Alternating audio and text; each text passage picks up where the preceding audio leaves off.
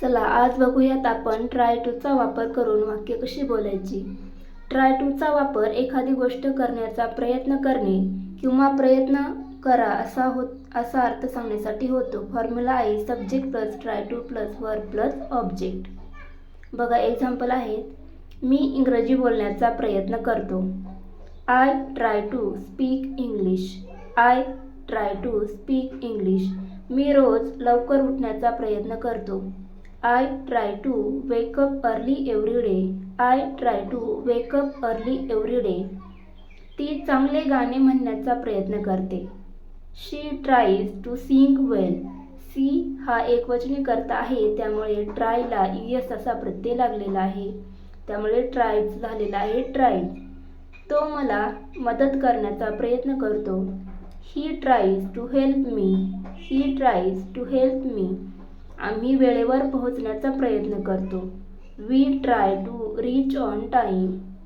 We try to reach on time. तू सत्य बोलण्याचा प्रयत्न कर। You try to speak the truth. मी माझे जीवन बदलण्याचा प्रयत्न करत आहे। I am trying to change my life. प्रयत्न करत आहे म्हणजे क्रिया चालू आहे, त्यामुळे ट्रायला आयएनजी प्रत्यय लागलेला आहे। I am trying to change my life. ती नवीन गोष्टी शिकण्याचा प्रयत्न करत आहे। She is trying to learn new things. She is trying to learn new thing. त्यांनी समस्या सोडवण्याचा प्रयत्न केला। They tried to solve the problem. They tried to solve the problem. Tried to प्रयत्न केला हे वाक्य आहे भूतकाळातलं, त्यामुळे या ठिकाणी V3 घेतलेला आहे ट्राईड, सॉरी V2। हार मानू नका, पुन्हा प्रयत्न करा। Don't give up, try to do it again.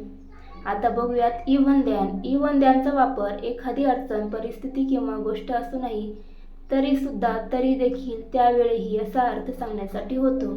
त्यासाठी वाक्याचा फॉर्म्युला असतो sentence 1 plus even than plus sentence 2, म्हणजे यामध्ये 2 वाक्य असतात। बघा एक्झाम्पल आहेत, मला खूप थकवा आला होता तरी सुद्धा मी काम केले।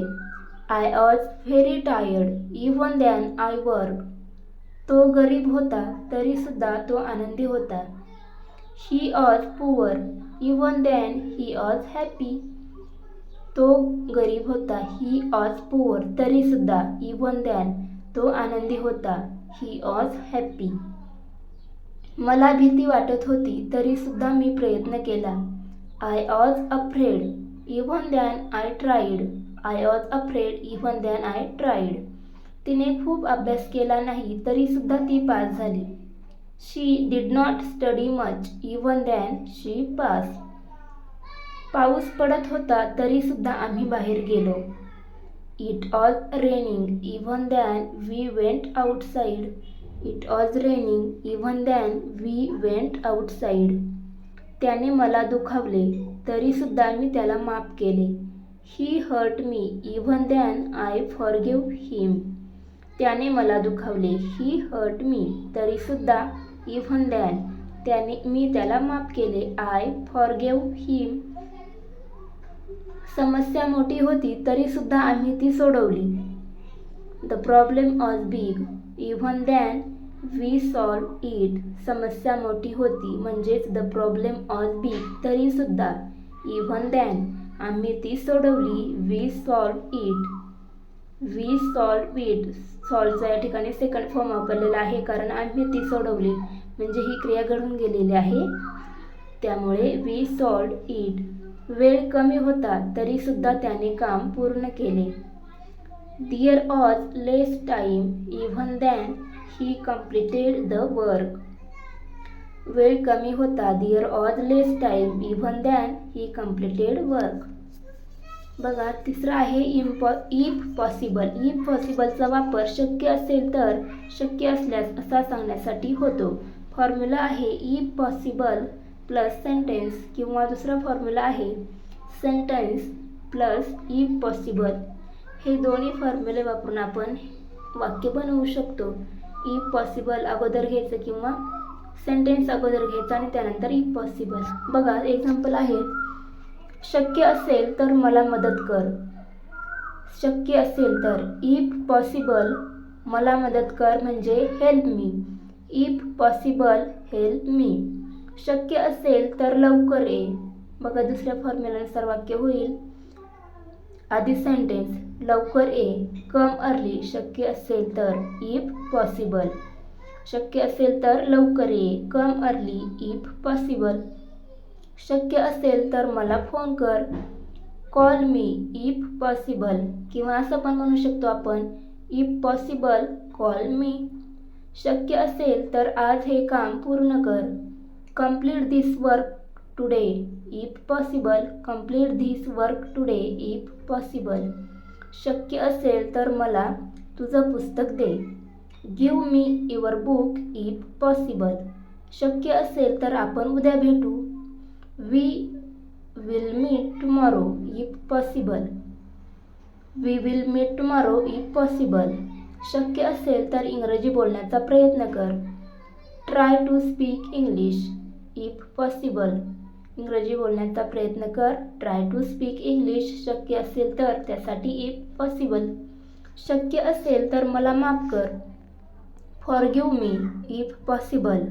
Forgive me if possible. शक्य असेल तर थोडा वेळ थांब. Wait for some time if possible. किंवा असं पण म्हणू शकतो, if possible wait for some time. शक्य असेल तर मला हे समजावून सांग. Explain this to me if possible. आता बघूयात शो मी. शो मीचा वापर एखादी गोष्ट मला दाखव किंवा मला दाखवा असा अर्थ सांगण्यासाठी होतो. त्यासाठी वाक्याचा फॉर्म्युला असतो शो मी प्लस एखादी गोष्ट, एखादी वस्तू किंवा एखादे ठिकाण. जसं की शो मी. बघा एक्झाम्पल बघा, मला तुझा मोबाईल दाखव. Show me your mobile. Show me your mobile. मला तुझे पुस्तक दाखव. Show me your book. Show me your book. मला तुझी ड्रॉइंग दाखव. Show me your drawing. Show me your drawing. मला तो फोटो दाखव. Show me that photo. तो फोटो, त्यामुळे दॅट फोटो. हा फोटो असता तर दिस फोटो. दिस फोटो असा असतं. Show me this photo. मला हा फोटो दाखव. मला हे कसे करायचे ते दाखव.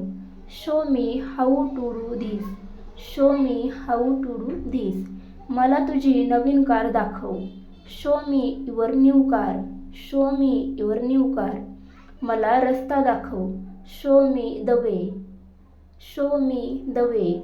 मला सत्य दाखव. Show me the truth. Show me the truth. मला ते ठिकाण दाखव. Show me that place. Show me that place. Video आवडला असेल तर चॅनलला नक्की सबस्क्राईब करा.